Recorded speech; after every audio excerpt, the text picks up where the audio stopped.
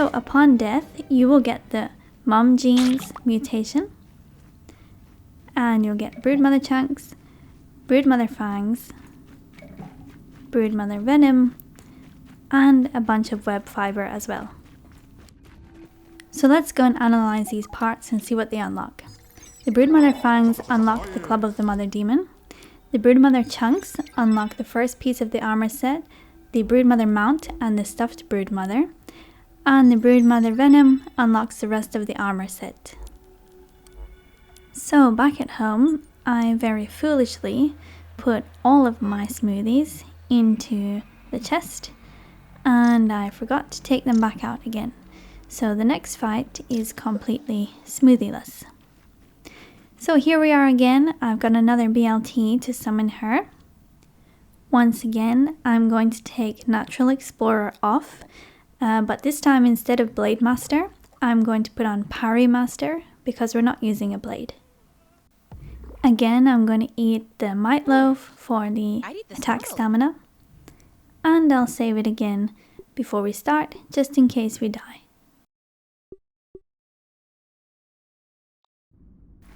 I'll get my spicy stuff out, and here we go.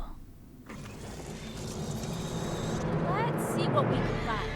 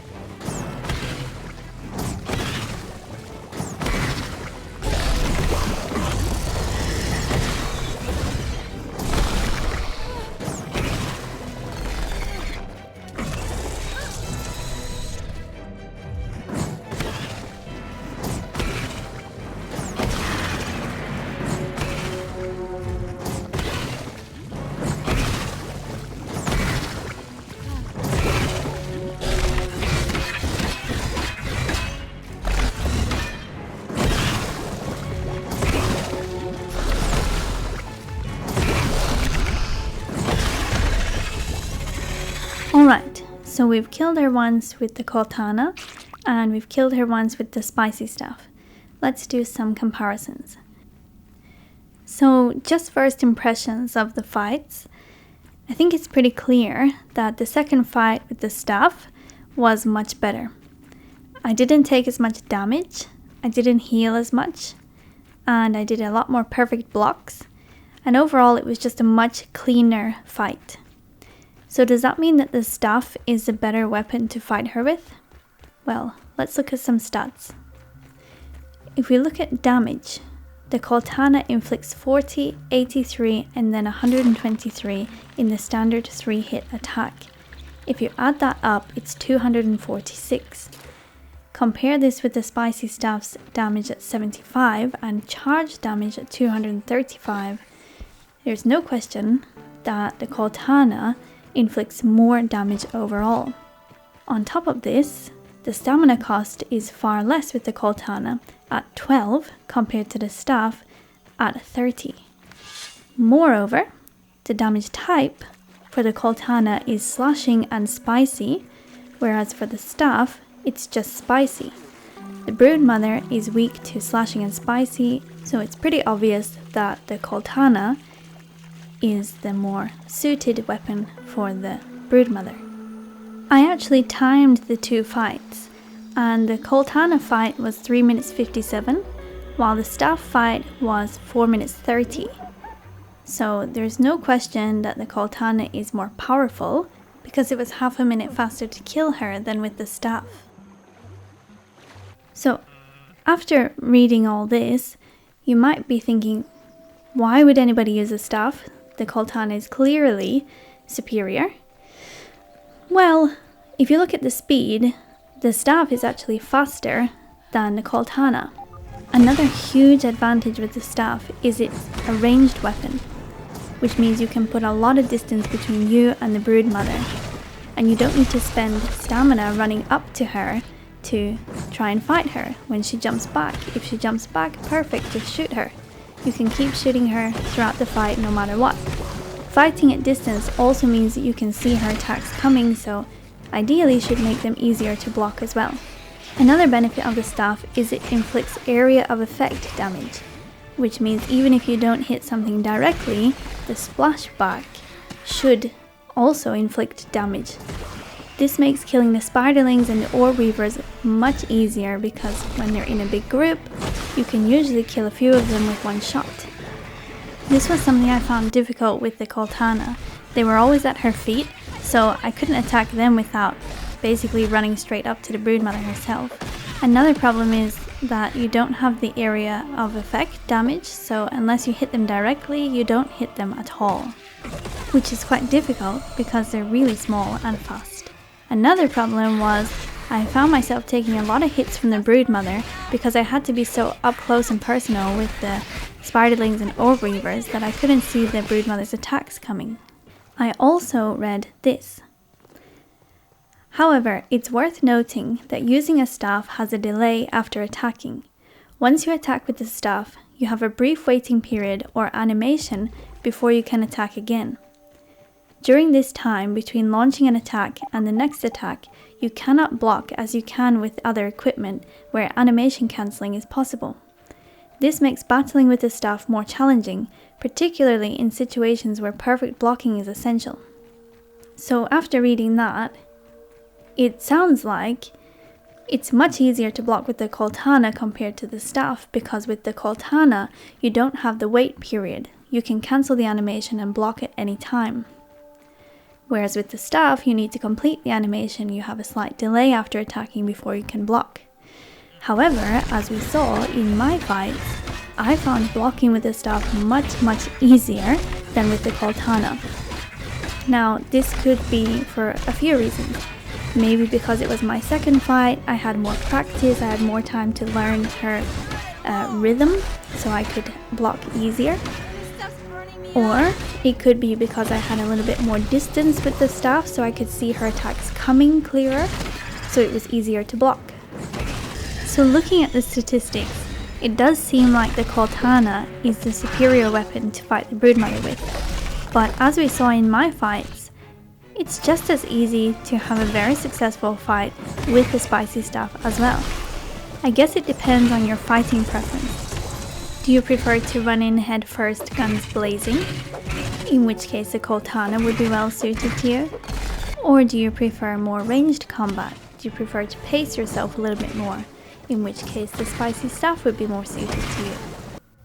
Honestly though, your best bet is probably to use a combination of both.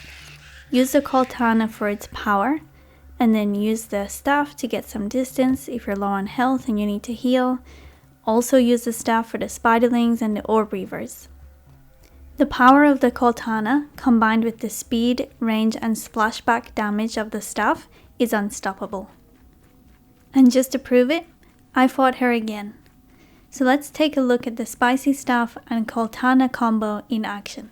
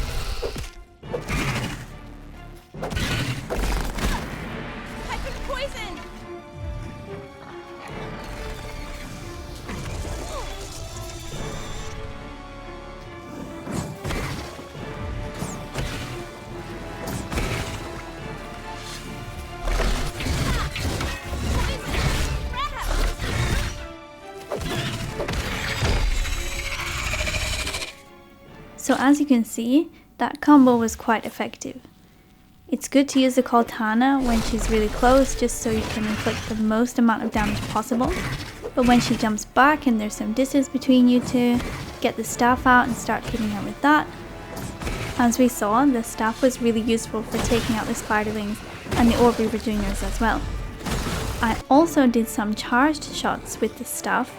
It takes 5 seconds to do a charged shot, which does 235 damage. So it's quite good damage, but as we saw at the end there, on my final attempt to do a charged shot, she screamed, which stunned me and therefore cancelled the shot. So it is a bit risky to do charged shots you might want to stick to the normal shots. They're not too bad, they do 75 damage, so if you do 3 normal shots in 5 seconds, it's pretty much the same damage as doing a charge shot, but you don't have the risk of getting cancelled out. So there you have it. I hope you enjoyed my Broodmother crusade. I hope it helped. Let me know in the comments below which weapon you preferred using against the Broodmother. As always, thank you so much for watching. If you liked it, please leave a like and subscribe for more. I'll see you in the next one. Bye!